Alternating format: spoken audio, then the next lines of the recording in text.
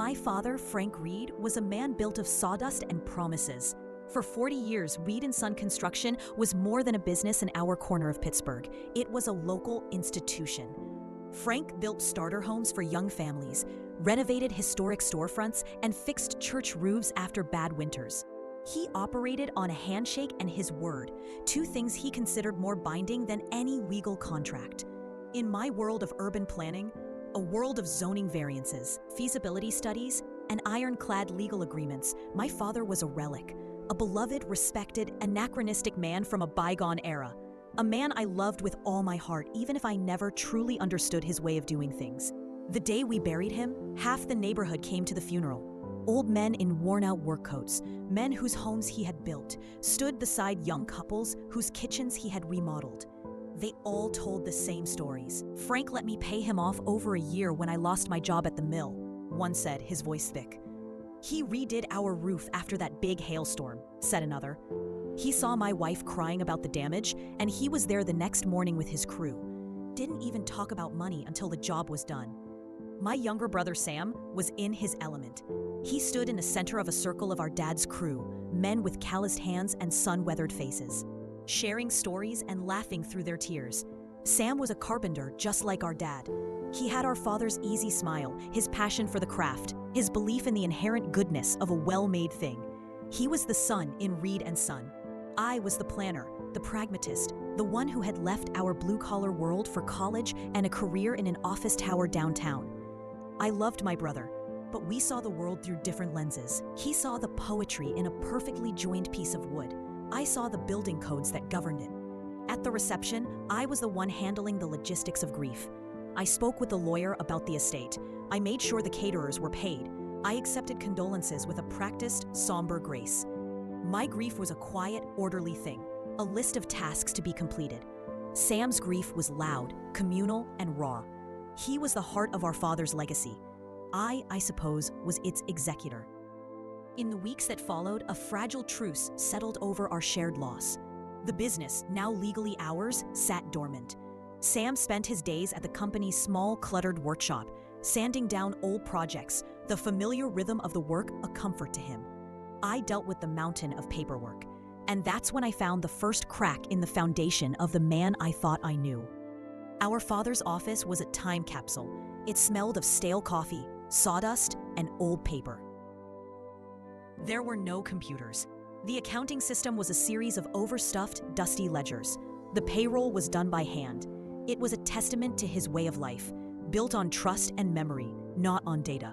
It was my job to translate this analog history into the stark, unforgiving language of spreadsheets and balance sheets.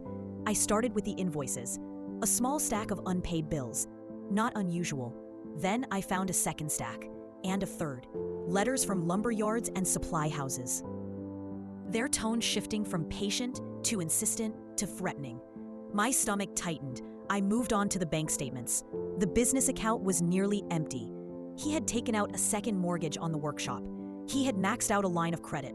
For 2 days, I lived in a state of growing dread, piecing together a story of quiet desperation that my father had hidden from us completely. He wasn't just struggling, he was drowning. Reed & Son Construction, the proud institution that had defined our family for 2 generations, was insolvent. The final blow, the one that shattered everything, was the contract for the new community arts center. It was the biggest project of his life. He had won the bid 6 months before his heart attack, and it had been the proudest moment of his career. The whole town had celebrated. Frank Reed, their Frank, was building the new heart of the community. He had beaten out 3 larger corporate firms from out of state. I found the contract in his top desk drawer, right next to a faded photo of my mother. I read it, my planner's mind immediately scanning the numbers, the material specs, the labor estimates, and I felt the blood drain from my face. It was a beautiful project, a gorgeous design, full of complex angles and high-end materials. It was also a financial suicide note. I didn't even need a spreadsheet to see it. He had underbid the project by a catastrophic margin, at least 40%. There was no profit margin. There wasn't even a break-even point. Every day of construction would be a hemorrhage of cash we didn't have. He hadn't won the contract with a sharp bid. He had won it with a desperate, reckless gamble, a Hail Mary pass to save his failing company with a landmark project. hoping a miracle would happen along the way. The miracle never came. The heart attack did. And now, the contract, a legally binding document, was ours. His final promise to the town was now our debt. A debt that would not only bankrupt the company, but would likely consume our personal assets as well. The house I lived in, Sam's small savings, everything. Our father hadn't left us a legacy. He had left us a beautifully designed, community-approved anchor that was about to pull us all to the bottom of the ocean. I called Sam and told him to meet me at the office. "It's urgent," I said, my voice tight. He arrived 20 minutes later, his face flushed with excitement. He was holding a roll of blueprints. "Leah, you won't believe it. I was talking with the guys from the crew, and we figured out a better way to frame the main gallery roof. It'll be stronger, and the exposed beams will look incredible. Dad would have loved it." He unrolled the plans on the dusty desk, his hands tracing the lines with a carpenter's loving familiarity. He was so full of passion, so full of the future, and I was about to kill it. "Sam, we need to talk about the numbers," I said, my voice sounding hollow in the small room. "Numbers?" he laughed. "That's your department, big sister. I just build the things. Look at this joinery I sketched out." "Sam, stop," I said, my voice sharper than I intended. "Please, just listen." I laid it all out for him. I showed him the ledgers, the unpaid invoices, the threatening letters from the suppliers. I walked him through the bank statements, the second mortgage, the maxed out credit line. His face slowly lost its color, his enthusiastic smile fading into a look of stony disbelief. Finally, I placed the arts center contract in front of him. I put my finger on the bid price. Then I showed him my own quick, conservative estimate of the real costs. The huge, terrifying gap between the two numbers sat there on the page like a tombstone. "There is no money, Sam," I said softly. "It's gone. The company is broke, worse than broke. Finishing this project will ruin us, both of us." He stared at the papers, his jaw tight, his hands clenched into fists on the desk.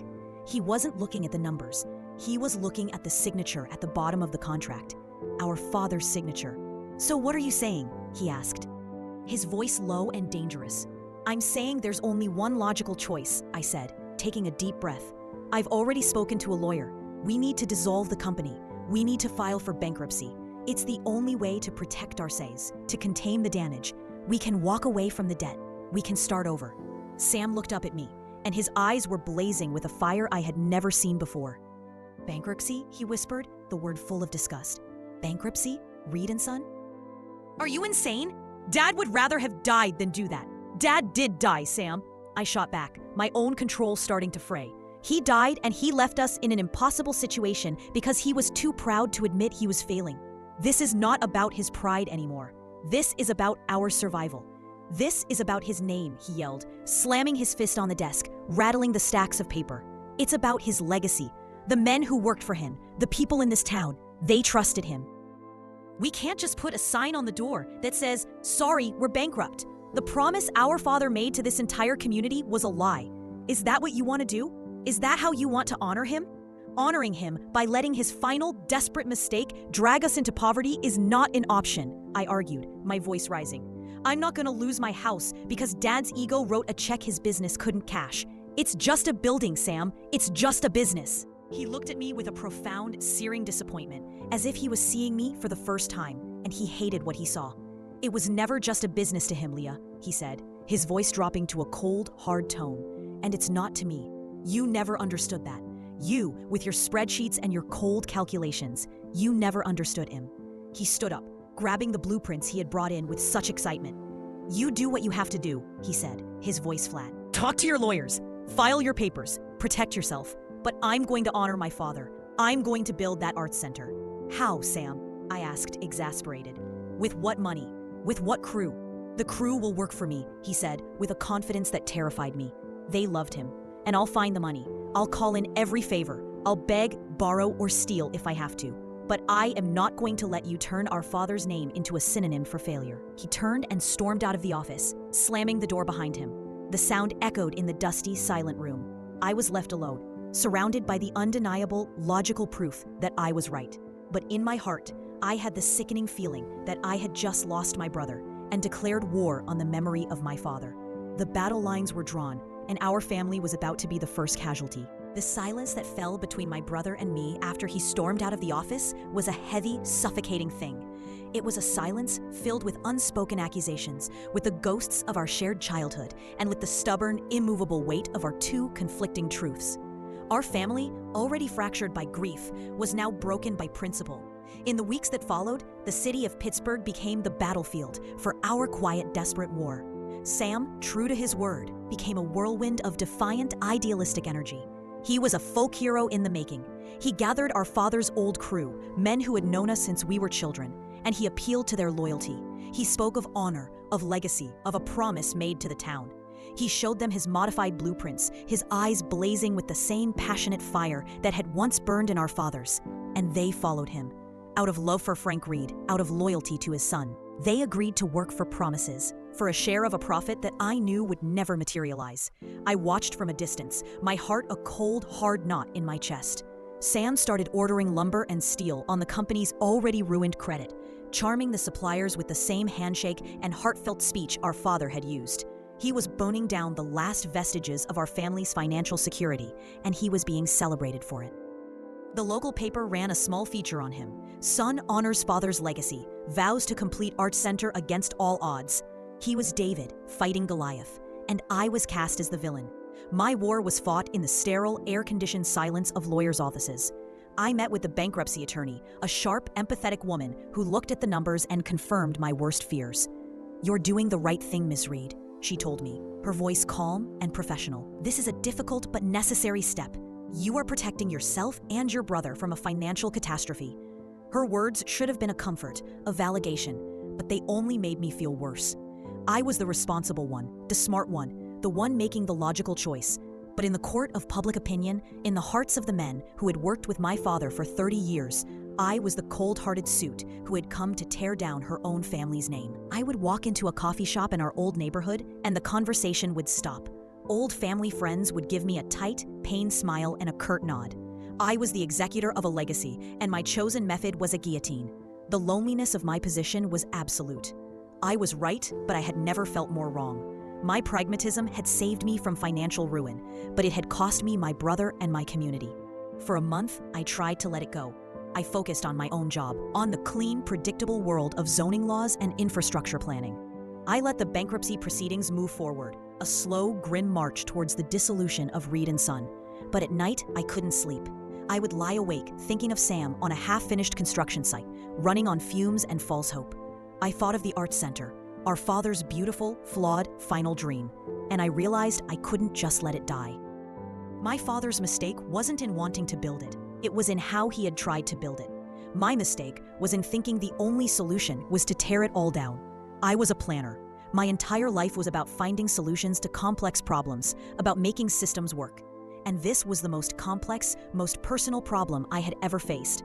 So I went back to the office, not to the ledgers, but to the blueprints. My searching phase wasn't a journey to a new place. It was a deep, obsessive dive into the heart of the problem. I pinned the architectural drawings for the Arts Center to my wall.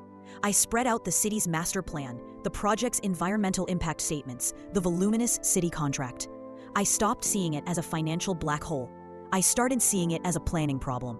I spent my nights and weekends in a state of fierce, focused concentration. I analyzed the building's design, not as a carpenter like Sam, but as a planner. It was beautiful, no doubt. A grand, sweeping glass atrium, expensive imported materials, a dramatic cantilevered roof. It was a statement piece, an architect's dream. But was it what the community actually needed? I started making calls. I spoke to the head of the local arts council, to the teachers who ran after-school pottery classes, to the community theater group that would be its main tenant. I didn't talk about money. I talked about function. They told me the grand atrium was beautiful, but they needed more classroom space. They told me the imported Italian marble was lovely, but they'd rather have a proper kiln for ceramics. They told me the dramatic roofline was stunning, but what they really needed was better storage for their sets and costumes. The original design, my father's beautiful dream, was flawed. It was a building designed to win an award, not to serve a community. He had been so desperate to leave a grand legacy that he had forgotten to listen to the people he was building it for. And in the fine print of the city contract, I found my lifeline. A clause buried deep in the appendices that allowed for substantive design modifications with community and city council approval, provided such changes enhance public utility and/or provide significant cost savings. My reinvention was not a sudden epiphany. It was the slow, painstaking work of a planner. I fired up my professional design software. I took my father's flawed dream and I began to reshape it. I shrank the cavernous, expensive atrium into a more modest, welcoming lobby. I replaced the imported marble with durable, attractive, locally sourced materials. I reconfigured the internal space, adding 2 new classrooms and a larger, more functional workshop area. I kept the spirit of the design, its clean lines and its connection to the park outside, but I made it smarter, more efficient, more useful. I made it better. And when I ran the numbers, my heart skipped a beat. This new version, this more thoughtful, community-focused version of the Arts Center, it was achievable. It would be hard. It would require every ounce of our resources, but it wouldn't bankrupt us. It was possible. I had found the third way, the path that wasn't his blind idealism or my cold pragmatism. It was a bridge between the two. Now, I just had to convince my brother to walk across it with me. I called Sam and asked him to meet me at the construction site. The foundation had been poured, a great concrete scar on the earth, but work had stalled as credit had dried up.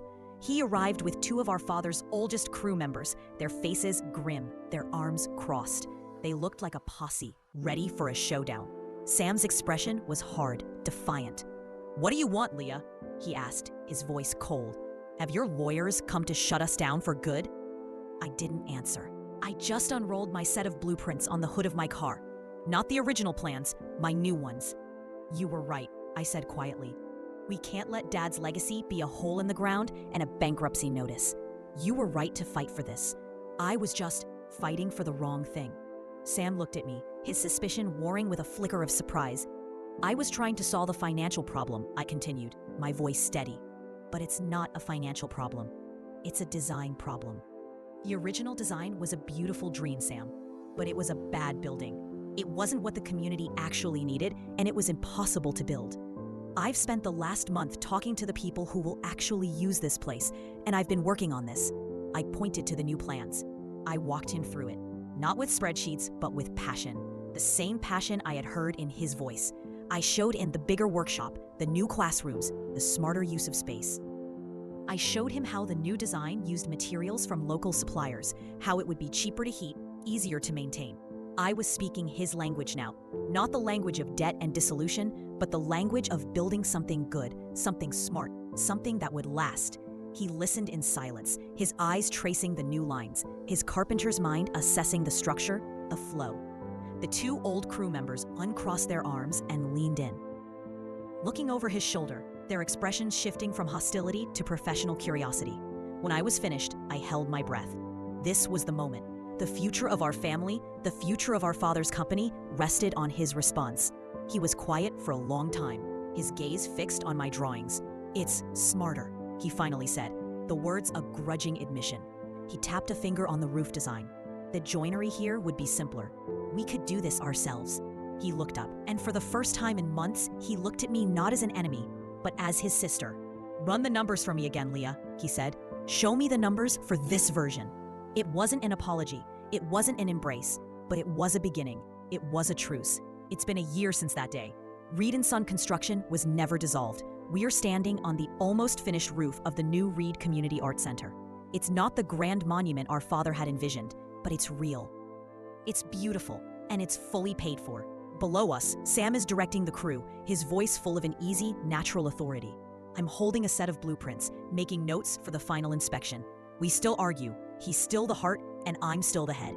But we've learned to listen to each other. We've learned that our father's true legacy wasn't a building or a business name. It was us, the 2 of us. And the strongest, most beautiful thing we could ever build was the bridge back to each other.